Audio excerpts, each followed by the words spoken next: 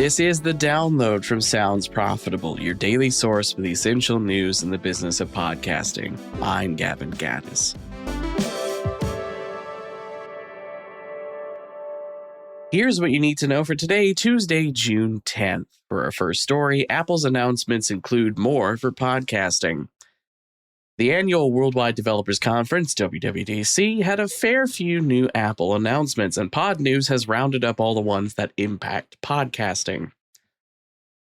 Similar to existing speech volume adjustment features in third-party apps like Podcast Addict, Overcast, and Pocket Cast, Apple Podcasts will have an enhanced dialogue option to boost voices over background noise. More playback speed options are being rolled out, as well as the app saving which speed you prefer on a per-show basis. Next up, YouTube loosens rules guiding the moderation of videos. A growing trend in online platforms as of late is a step away from content moderation, either by changing terms of service to allow more aggressive/dangerous content, or by creating context for which rule violations are handled on a per-case basis.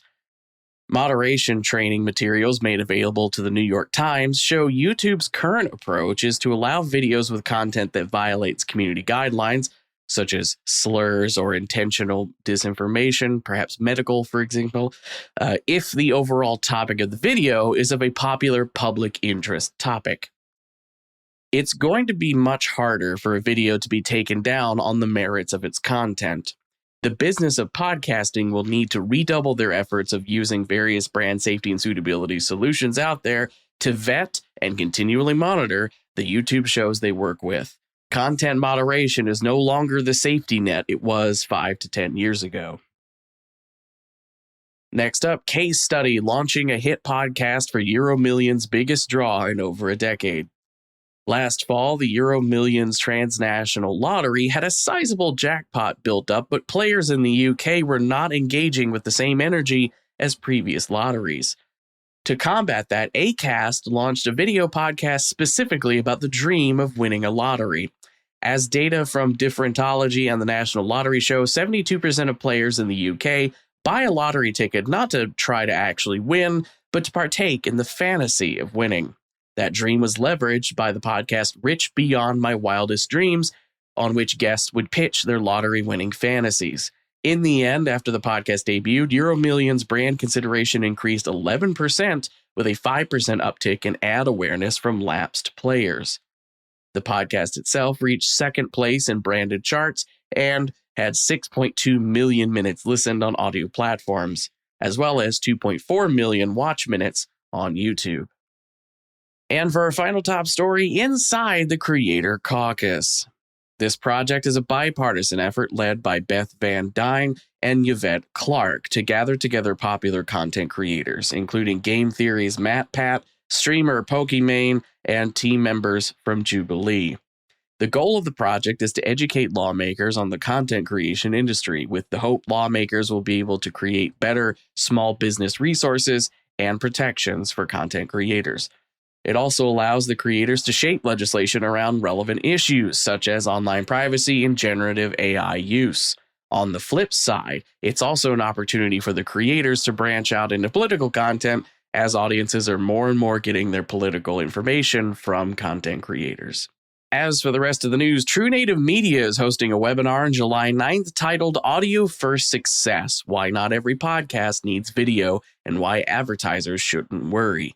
In attendance will be founder Heather Osgood, Sounds Profitable's Brian Barletta, and Acast Creative Studios VP Emily Rudder. As of yesterday, Zeno Media has been added to the IAB Tech Lab's list of podcast measurement guidelines version 2.2 compliant companies. Now you can do CanCon, with CBS Podcasts announcing they're doing an open call for episode pitches under 5 umbrella podcast feeds run by the CBC. Ranging from true crime, to gripping memoirs.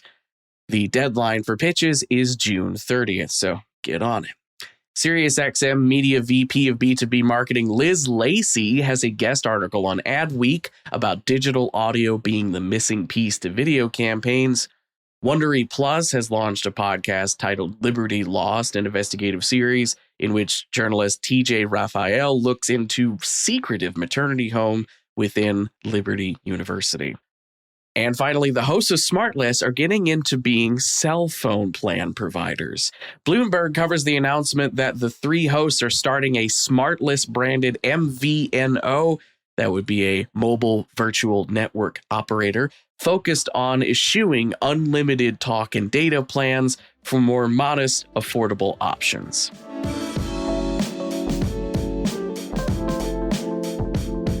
Be sure to check out the links to every article mentioned right in your podcast listening app or at soundsprofitable.com, where you can also subscribe to the newsletter version. The download is written and produced by myself, Brian Barletta, and Tom Webster. For Sounds Profitable, I'm Gavin Gaddis. Download us again tomorrow.